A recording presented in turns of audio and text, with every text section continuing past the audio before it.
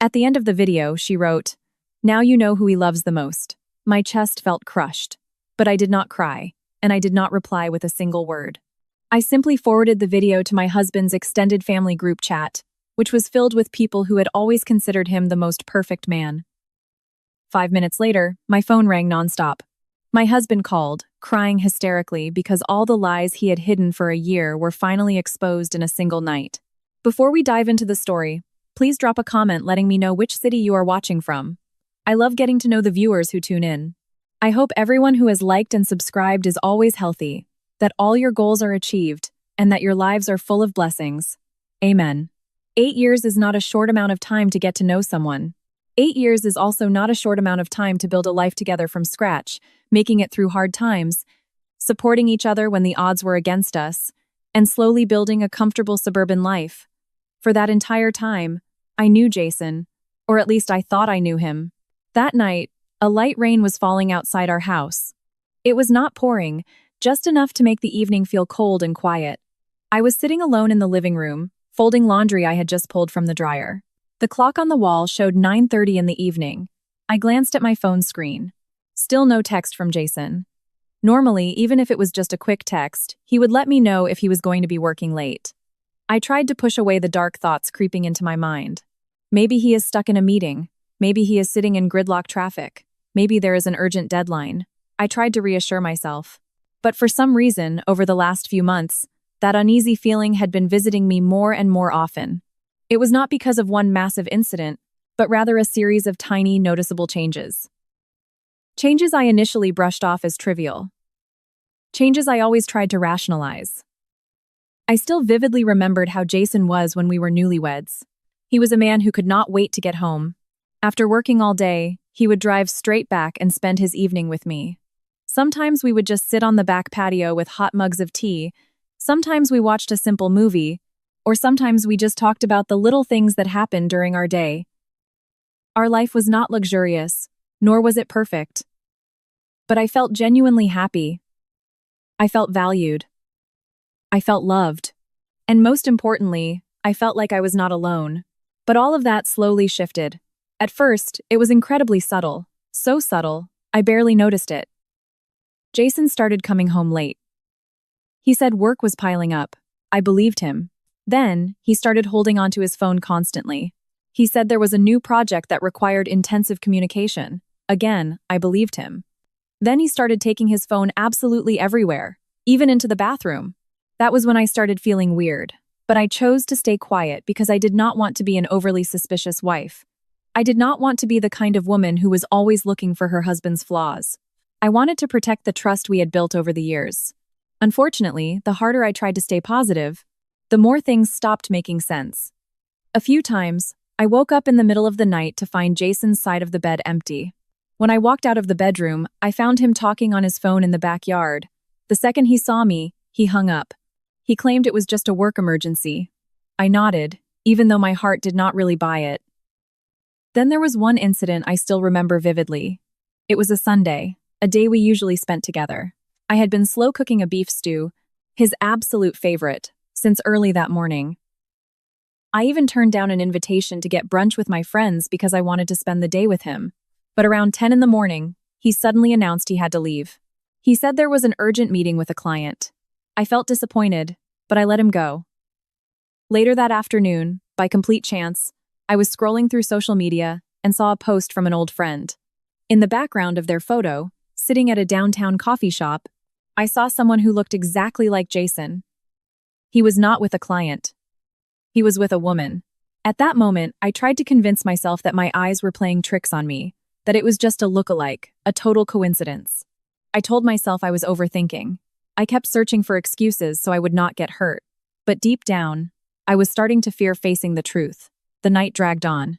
The clock hit 10 o'clock in 1 minute. I checked my phone again. Still no message. Still no word. I let out a long sigh, stood up, and went to the kitchen to heat up the food that had gone cold. It was the beef stew I had been preparing since the afternoon. He usually devoured it. But lately, he rarely even ate at home. Sometimes, after I cooked an entire meal with so much excitement, he would come home and casually say he grabbed a bite on the way. I did not get angry, but I could not lie to myself either. It hurt. Not because the food went untouched, but because the care and effort I put in seemed to mean absolutely nothing anymore. About half an hour later, the sound of a car pulling into the driveway broke the silence. I immediately went to the door.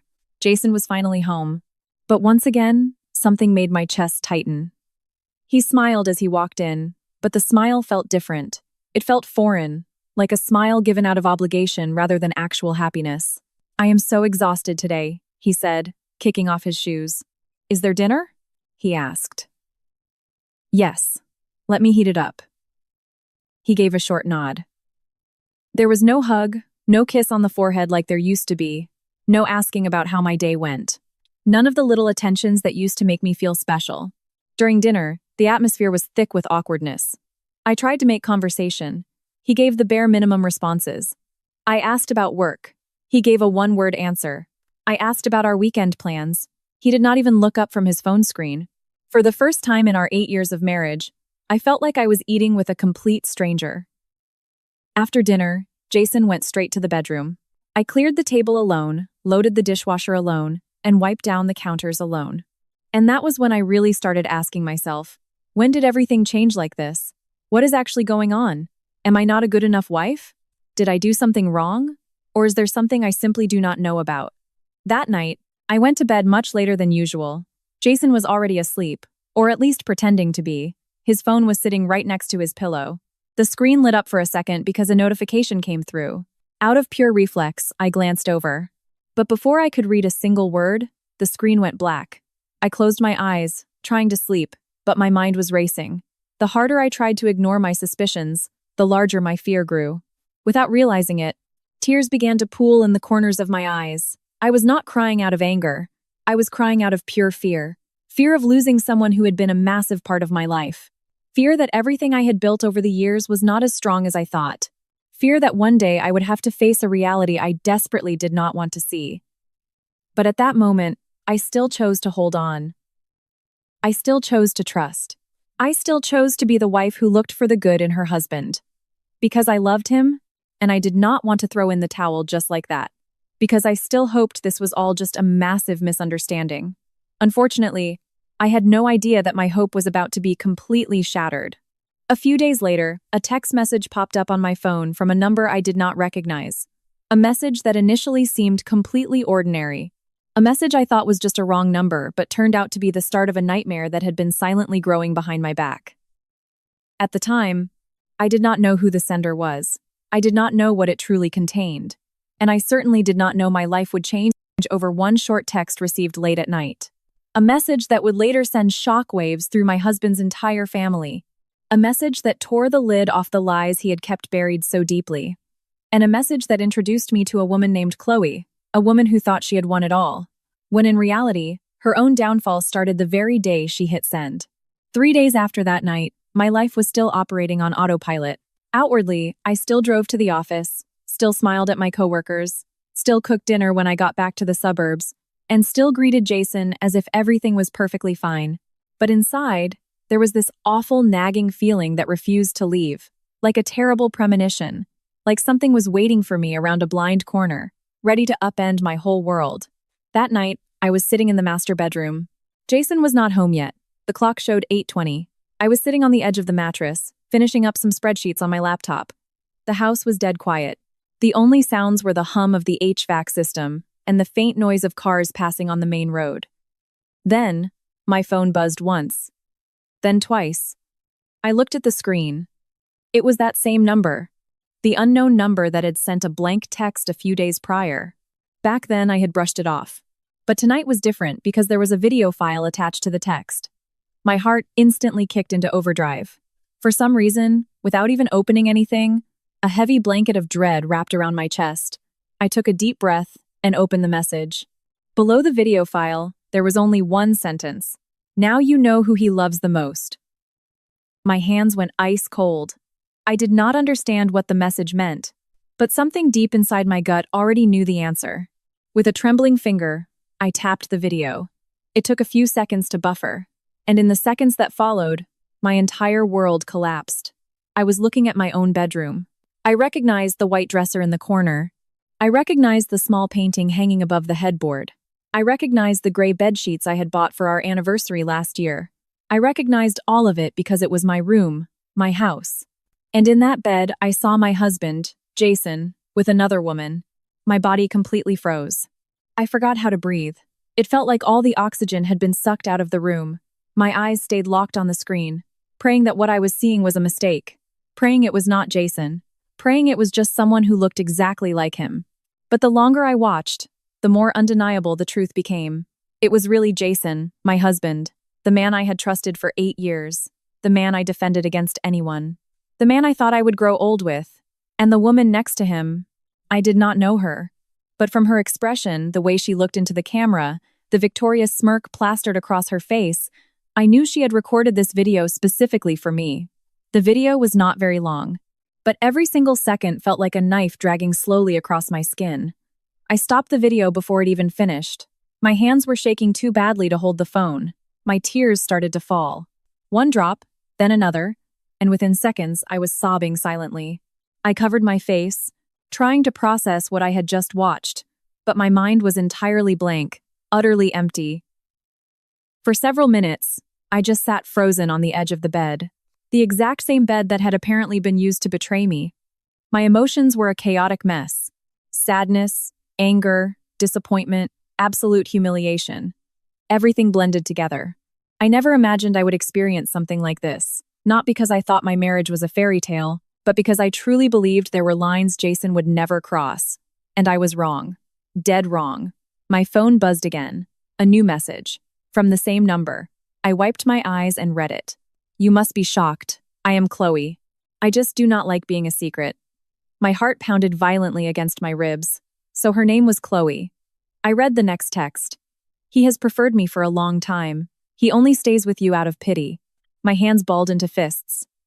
For the first time that night, a spark of anger flared up. But strangely, the anger did not last long. Because right after the anger, something else took over. A bizarre sense of calm. A calmness that shocked even me. I do not know where it came from. Maybe because the pain was just too massive. Maybe because I was too exhausted to scream. Or maybe because my heart was finally accepting the reality I had fought so hard to deny. I stared at Chloe's messages one by one. This woman was completely convinced she had won. She was waiting for my reaction. She wanted to see me explode, cry, beg, or maybe plead for Jason to come back. But the longer I read her words, the more I realize something. Chloe did not send that video out of love. She sent it because she wanted to show off, because she wanted to humiliate me, because she wanted to prove she was the superior woman, and the person she was most clueless about was herself. Because a woman who has truly won does not need to prove anything to anyone. I tossed the phone onto the mattress and walked into the master bathroom. I splashed cold water on my face and stared at my reflection in the mirror. My eyes were bloodshot, my skin was pale, but I was still standing. I was still breathing. I was still alive. And for some reason, looking at my own reflection, I decided I was not going to break tonight. Not for Chloe, not for Jason, not for anyone. I walked back into the bedroom, picked up my phone, and opened the video one more time. This time, I did not watch it as a broken wife, but as someone trying to see every detail clearly. And that was when I noticed something that made my tears stop entirely. In one part of the video, you could clearly see Jason's face, Chloe's face, the location, and most importantly, you could see the name of a group chat pop up as a notification on Chloe's phone screen when the camera shifted. A name that was incredibly familiar. I zoomed in, verifying what I was seeing. Slowly, the corners of my mouth tightened into a hard line. For the first time since that video arrived, I stopped crying. I realized Chloe had made a massive, fatal error. A mistake she likely had no idea she had made. A mistake that was going to blow their entire web of lies wide open. That night, I did not reply to a single text. I did not call Jason. I did not call Chloe. I did not throw a fit or break any plates. I simply saved the video and waited. Because for the first time after hours of drowning in agony, I understood one thing. Sometimes the best revenge is not rage. Sometimes the best revenge is letting the truth speak for itself. And as I stared at my phone screen fading to black, I had absolutely no idea that the next morning, One little button would change so many lives at once. Not just my life, not just Jason's, but Chloe's, and the entire extended family who had spent all this time completely in the dark about the betrayal happening right under their noses. I barely slept a wink that night. Not because I was crying. My tears had dried up hours ago. What kept me awake was the stark realization that my entire existence had been rewritten in a matter of minutes. I laid there staring at the ceiling. A room I had always considered my safest sanctuary. The place where Jason and I built our dreams. Where we talked about retirement. Where we held each other during the rough patches. But now, every corner of that room felt contaminated. I no longer saw memories. I saw betrayal. I saw lies. I saw a man who shared a life with me while actively hiding a whole second life behind my back. Around 2 a.m, I heard Jason's car pull into the driveway. I did not move a muscle. I stayed in bed with my eyes shut tight. A few moments later, the bedroom door opened. Jason's footsteps crept in quietly, acting completely normal, acting as if nothing had happened. As if hours earlier I had not watched a video that incinerated every ounce of trust I had left. I could smell a perfume on him that I knew he never wore. A foreign scent that made my chest constrict all over again. But I stayed silent. I heard him open the closet, then the sound of him walking into the bathroom. After that, silence fell over the house again. If the night before I was drowning in questions, tonight I had all the answers. The only thing left was a decision. What was my next move? The next morning, I woke up earlier than usual. I made breakfast just like any other day. Frying eggs, brewing coffee, setting the table. Everything looked totally normal. Almost too normal. Jason walked out of the bedroom looking incredibly relaxed. He sat at the kitchen table, mindlessly scrolling on his phone. "You're up early," he said. I gave a tight smile. Yeah, that was my only reply. For the very first time, I studied his face differently. I tried to find a shred of guilt, a hint of remorse. But all I saw was a man at peace. The peace of a man who firmly believes his secret is still safe. I looked down at my coffee mug so he could not see my eyes. If I stared at him too long, I was terrified my sheer disgust would show. "Why so quiet?" Jason asked. "I'm just a little tired." Oh. He immediately went back to his phone. No follow-up questions, no concern, no effort to see how I was really doing. And strangely, that just cemented the fact that our marriage had been dead for a long time. After Jason left for the office, the house went quiet again. I sat alone in the living room. My phone was resting on the coffee table. The video was still saved in the camera roll. I opened my text thread with Chloe. There were a few new messages. "Why so quiet? Not angry? Have you given up?" I read them all with zero emotion on my face. I did not reply to a single one. Because I finally figured out her game. Chloe wanted a reaction. She wanted the satisfaction of watching me fall apart. She wanted to feast on my pain. And I was absolutely not going to hand her that satisfaction. I wiped a stray tear from my cheek and opened the video one more time. I studied every single detail, the angles of the room, the dialogue, their movements, until my eyes locked right back onto the one detail I had caught the night before. When the camera panned, Chloe's phone screen was visible for just a split second, but it was clear enough. On it was the name of a group chat I knew intimately. The Hayes family extended group chat. I sat there, frozen. Slowly, a plan began to form in my mind. At first, I tried to brush it off, but the more I thought about it, the more brilliant it seemed. My hands grew cold. My heart rate spiked. Not out of panic, but because I finally saw the exit door. All this time, I had wondered how I would ever explain this to Jason's family. How would I make them believe me? How could I make sure they didn't just think I was a crazy, paranoid wife making things up? But now, the proof was literally right in front of me. Unquestionable, unspinnable, and impossible to talk his way out of. I gripped the phone tightly and looked at the profile picture of that large family group chat. Inside that chat were so many people. Jason's father, his mother, his aunts, uncles, cousins, nieces, and nephews. Every single person who looked at Jason as the golden boy, the perfect gentleman, the ideal husband. I took a deep, shaky breath and put the phone back down. No, I could not be reckless. I needed a clear head. Through the afternoon, I tried to stay busy. I walked around the house, reorganized the linen closet, scrubbed the kitchen counters, watered the plants. But my brain kept circling back to the exact same thing: the video, the family group chat, and the mountain of lies. Late that afternoon, my phone buzzed again. Chloe sent another message. This time, it was a picture. A photo of her and Jason having dinner together. They looked thrilled, radiant, as if a wife was not currently having her life destroyed by their actions.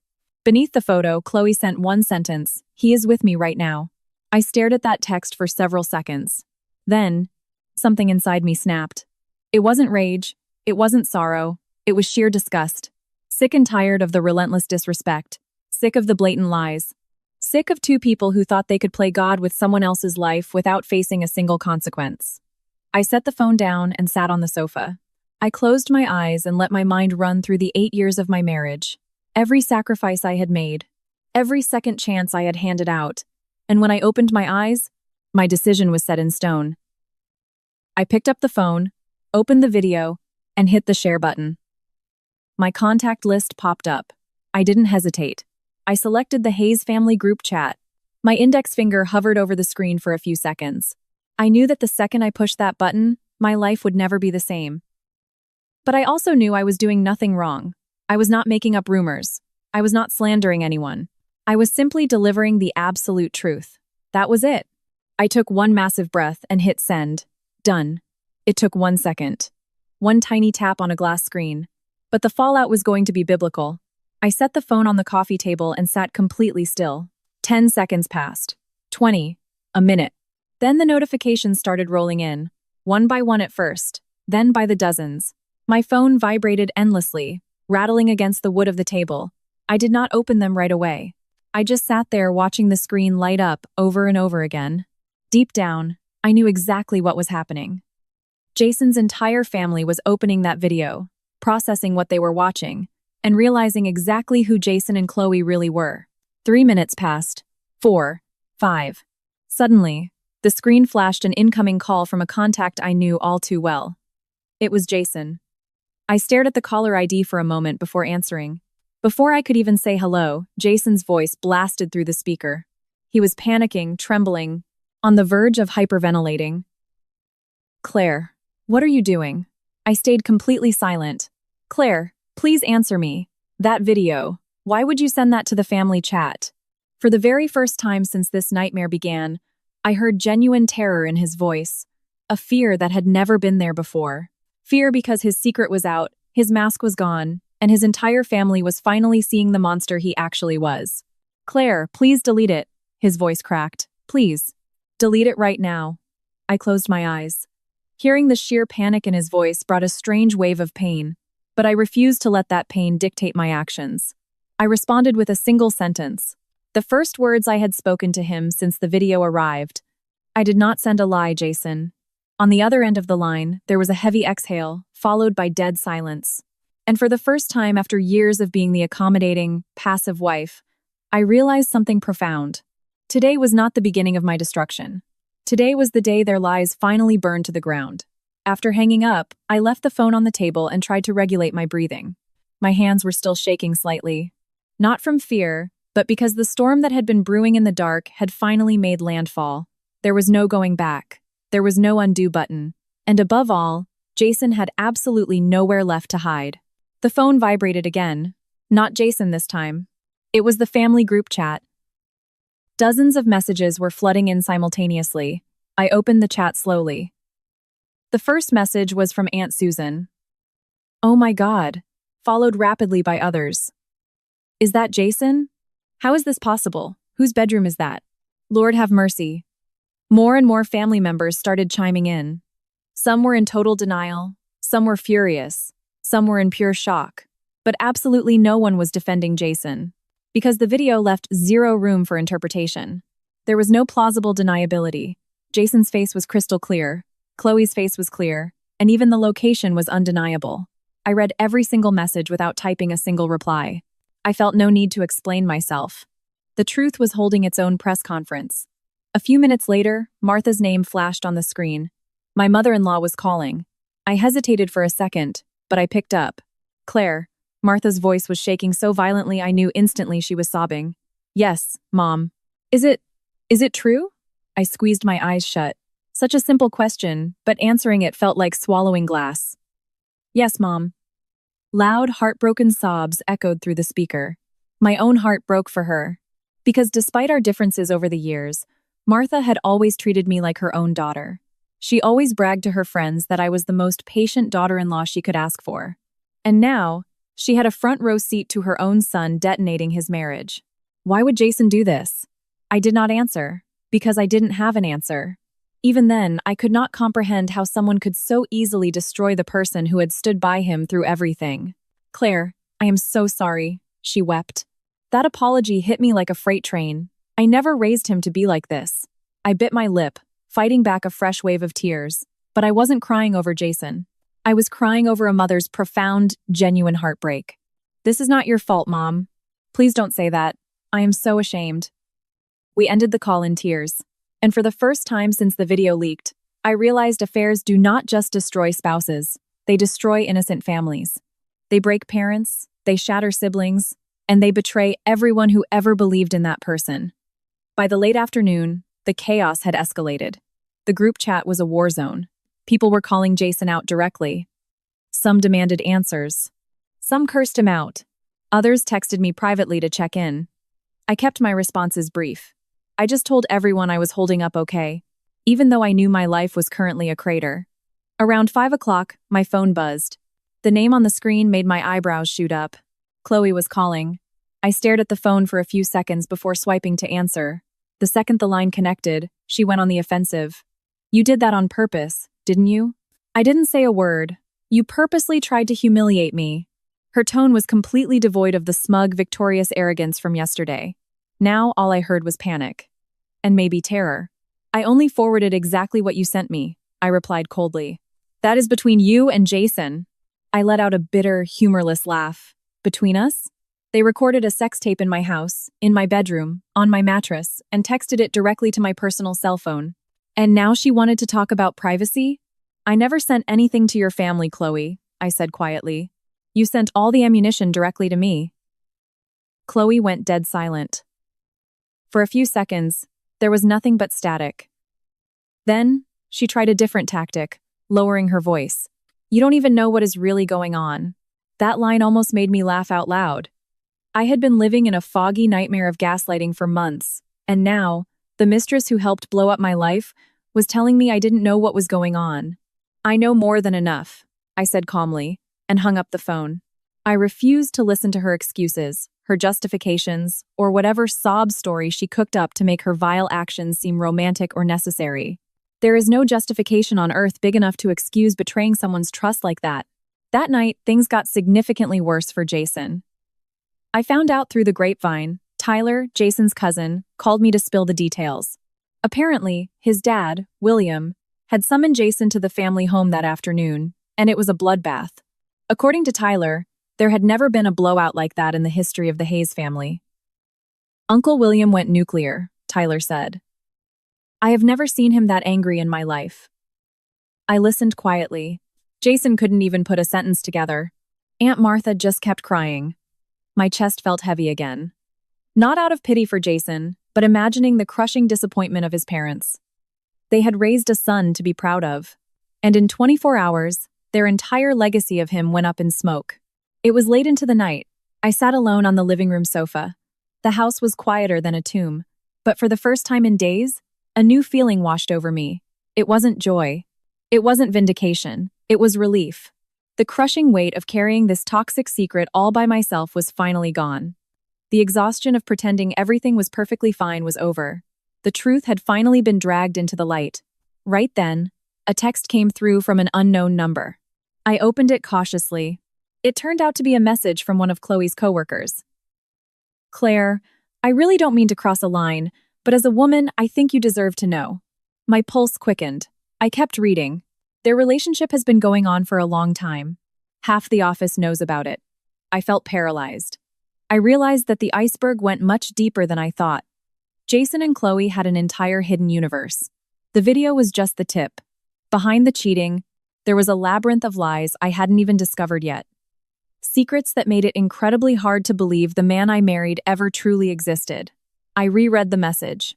It was short, but the impact was devastating. Half the office knows about it. My hand slowly dropped the phone into my lap.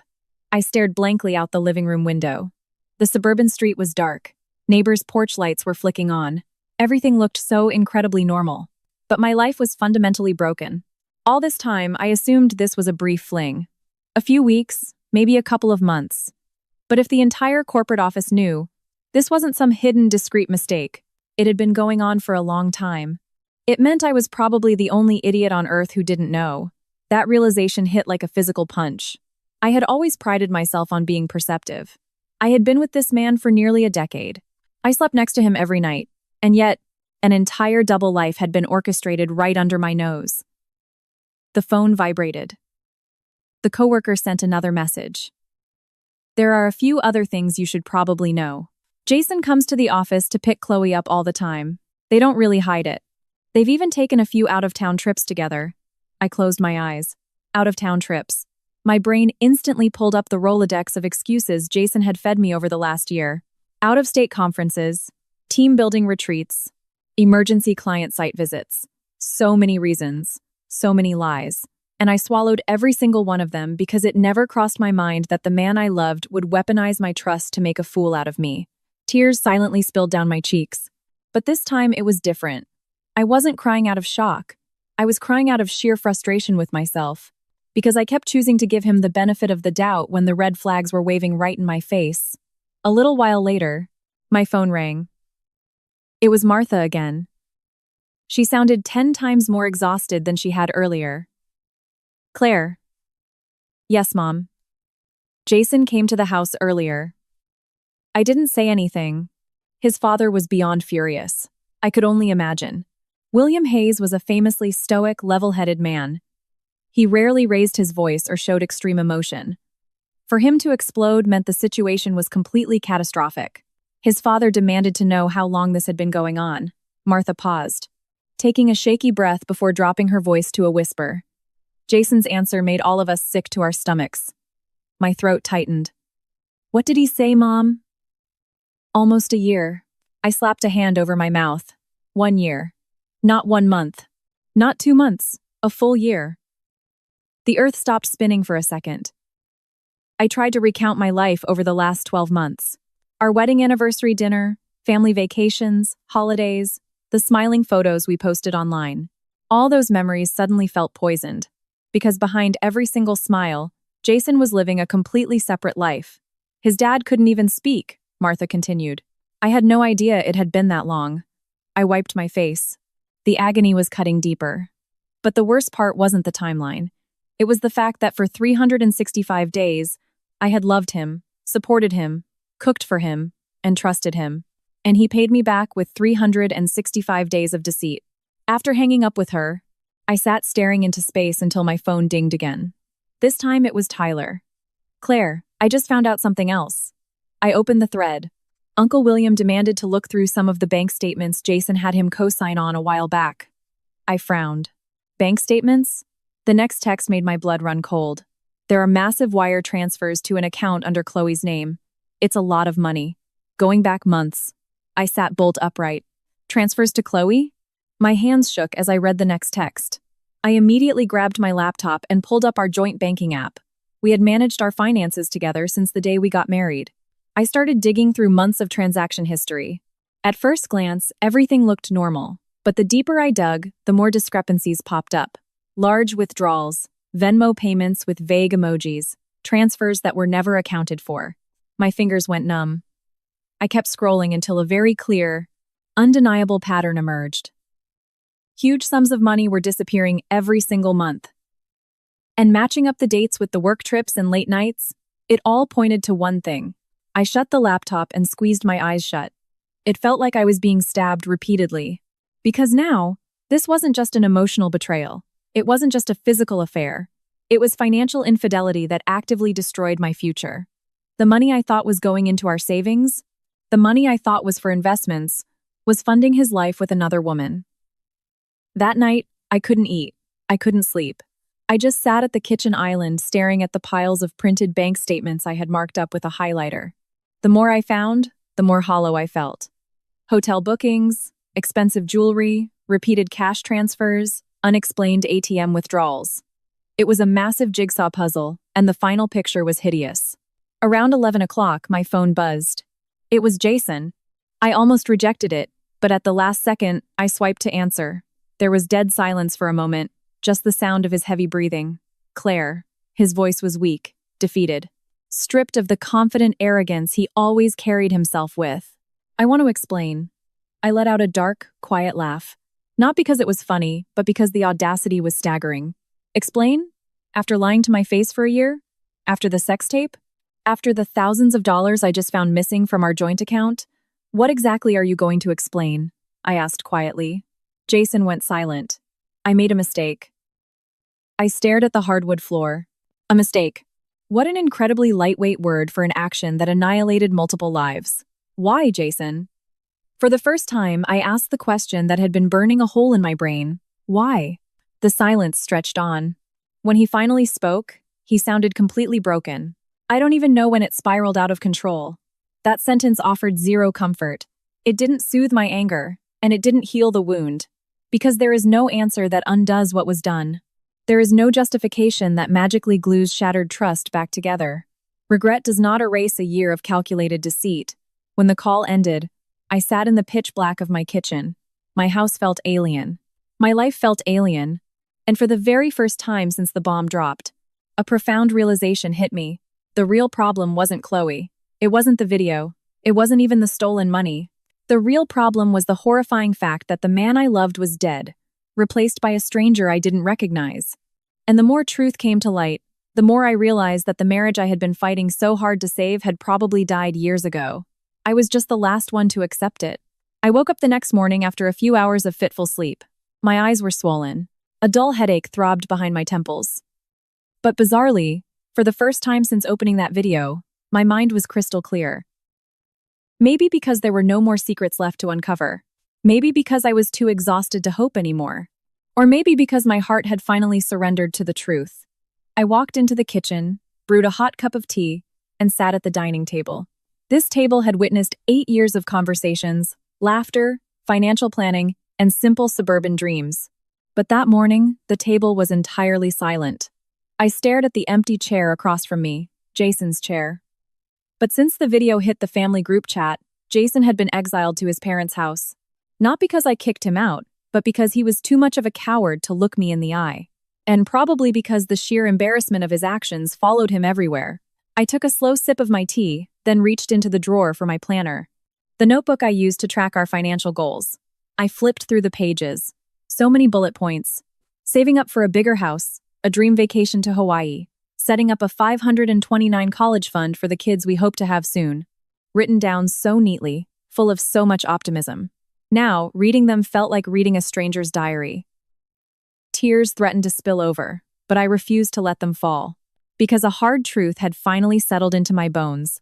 I had spent way too much time crying over a man who checked out of our marriage a long time ago. While I was fighting to save him, I forgot to save myself. That afternoon, Olivia showed up at my door. Olivia had been my best friend since college.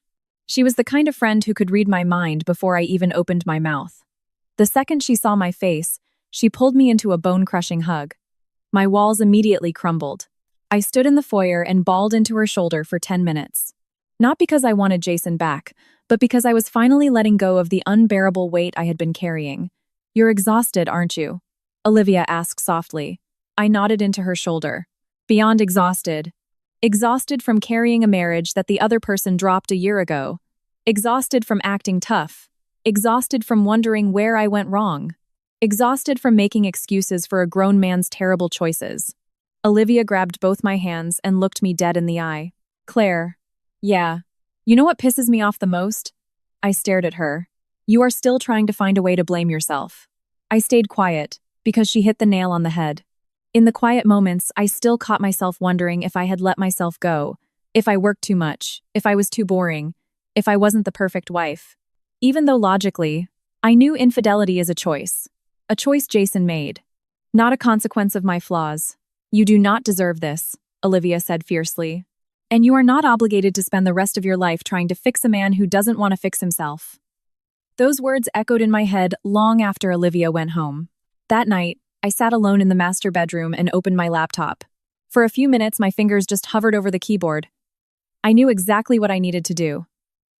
I just needed the nerve to actually do it. But every time the image of that video flashed in my mind, every time I remembered the year of lies, every time I thought of my hard-earned money funding his mistress, the courage surged through my veins. I took a deep breath and started typing. Divorce attorney consultation request. The second I hit submit, my chest tightened. Not out of regret, but out of pure grief. Because nobody stands at an altar expecting to end up talking to a lawyer. I got married to build a family, not to split assets. I married for love, not to survive betrayal. But sometimes, holding on to something that is fundamentally broken will only cause you to bleed to death. A few days later, I met Jason. We met at a quiet, independent coffee shop on the edge of town. Neutral ground.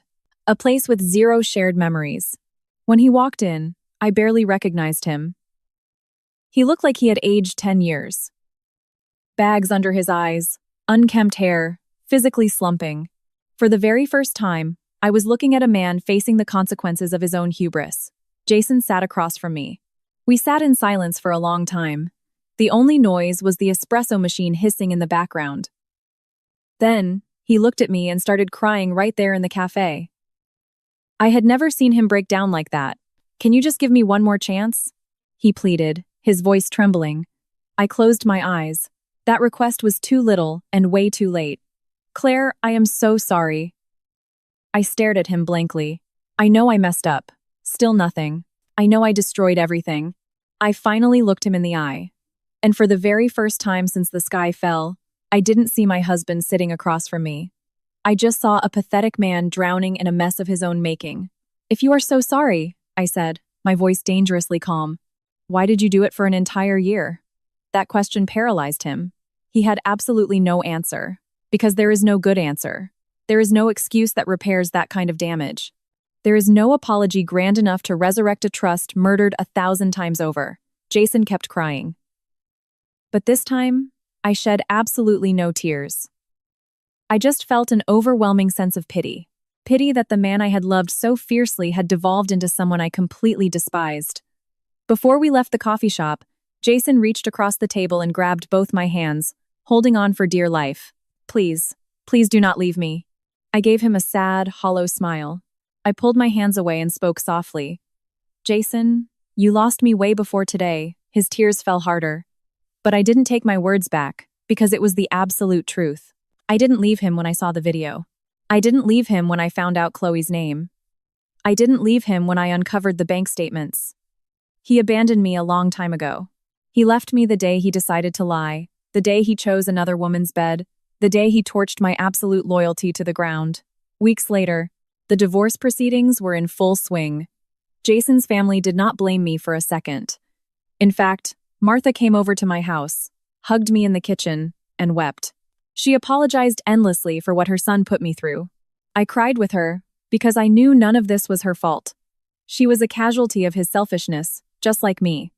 Meanwhile, Jason and Chloe's relationship imploded. I heard it through the grapevine. They started turning on each other, fighting constantly. The total lack of trust ate them alive. When I heard the news, I felt absolutely nothing. No smug satisfaction, no joy. Because the trauma they inflicted on me was too deep to be cured by petty karma. I just focused on putting one foot in front of the other, rebuilding my life, piece by piece, and finding the woman I had lost while I was too busy keeping a grown man afloat. The night before my divorce was finalized by the judge, I stood in front of the bathroom mirror. I looked at my face. The grief was still there, the scars were visible, but something vital had returned. My dignity, my courage, and my absolute certainty that I deserved an infinitely better life. I gave my reflection a small smile and whispered, "You survived." And for the first time in an eternity, I actually believed it. 6 months passed since the judge banged the gavel and signed the papers. 6 months. Nowhere near enough time to magically erase the trauma. But more than enough time to realize that your life doesn't end just because someone else was stupid enough to walk out of it. At first, I thought the healing process would be agonizing, and it was. There were mornings I woke up and cried into my pillow for absolutely no reason. There were nights when memories ambushed me in the dark. There were moments in the grocery store when I saw an older couple holding hands, and a fresh wave of grief would knock the wind out of me. But slowly, Imperceptibly, the tide turned. Day by day, step by step, I learned how to enjoy my own company again. I reconnected with friends I had pushed to the sidelines. I picked up hobbies I had perpetually put on the back burner. I started laughing out loud without forcing it, and above all, I started respecting myself again. For nearly a decade, I was obsessed with making sure someone else was happy. Obsessed with being the quintessential supportive wife. Obsessed with keeping the white picket fence dream alive, to the point that I neglected my own soul. Now, for the first time in years, I felt untethered. Not free just because I was single, but free from the paralyzing paranoia, free from the gaslighting, free from the gut-wrenching anxiety, free from a man who viewed my loyalty as a weakness to be exploited. At my corporate job, things took a massive turn as well. I took on new, high-stakes projects. Campaigns I spearheaded knocked it out of the park. Upper management started trusting me with major accounts opportunities I used to pass up because I wanted to prioritize my marriage. One crisp Tuesday morning, the vice president called me into his office. Initially, I thought I was in trouble, but I was dead wrong.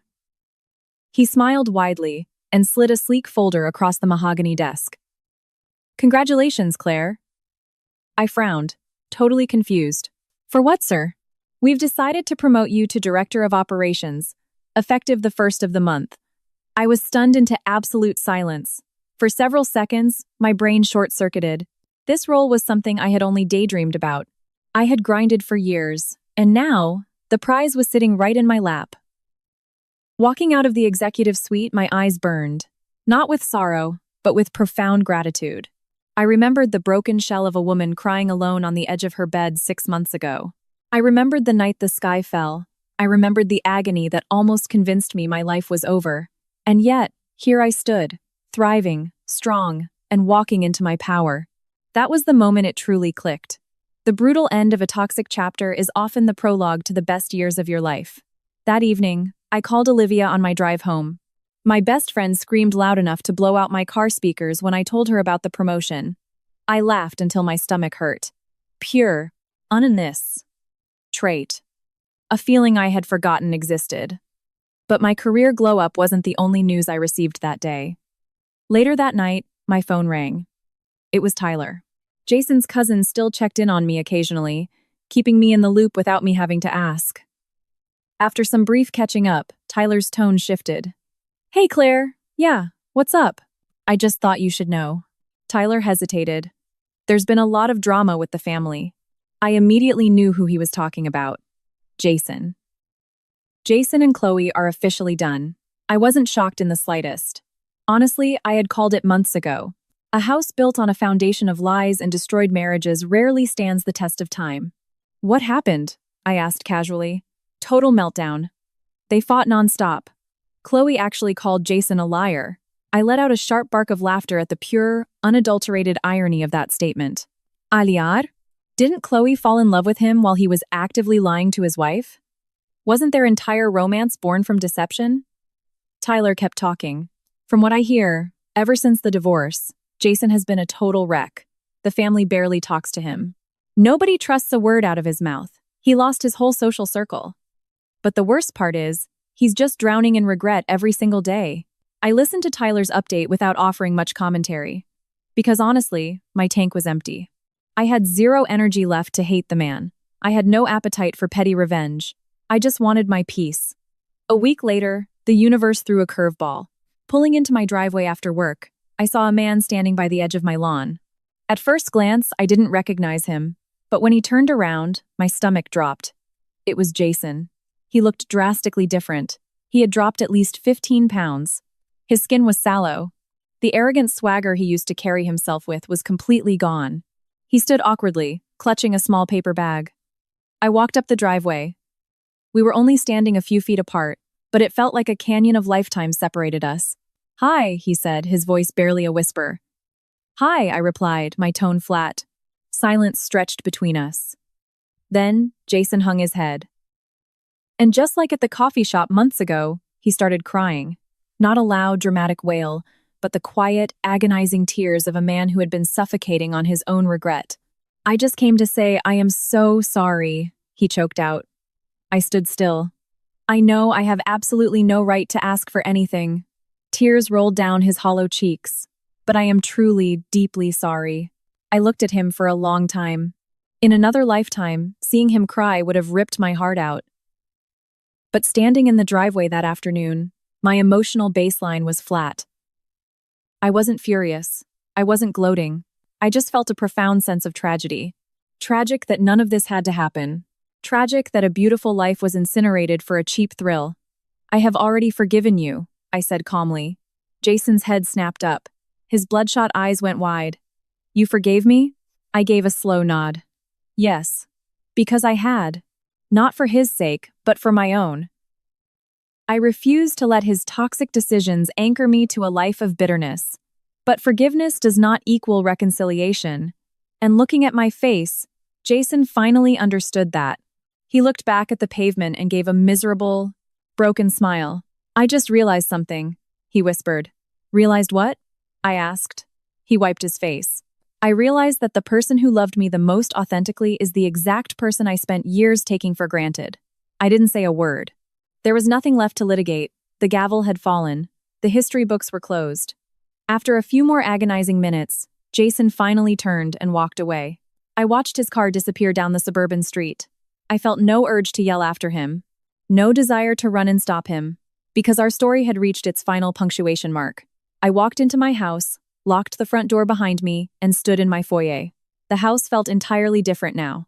Not because it was remodeled, not because it was fancy, but because the walls were no longer suffocating with lies. I smiled to myself and walked into the living room. Outside the bay window, the sunset was painting the sky in gorgeous shades of gold and amber. I took a deep, cleansing breath, and for the very first time since the nightmare began, I was at total peace.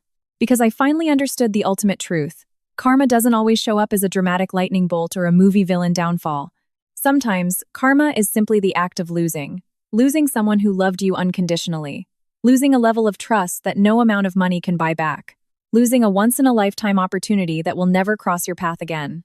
And by the time a person wakes up and realizes what they threw away, it is entirely too late. As for me, I didn't lose everything. I just lost the wrong person. And in the wreckage, I finally found myself. That is the story of Claire, a woman who chose to salvage her dignity rather than drown in a sea of lies. Sometimes, losing someone you love is agonizing. But losing yourself because you keep forgiving unapologetic betrayal is a hell of a lot worse. The moral of this story is simple. Loyalty is a daily choice. Broken trust might be forgiven, but it can rarely be fully repaired. And always remember, karma isn't always a punishment from the universe. Sometimes, it is the quiet, soul-crushing regret of waking up and realizing you threw away the only person who ever truly had your back.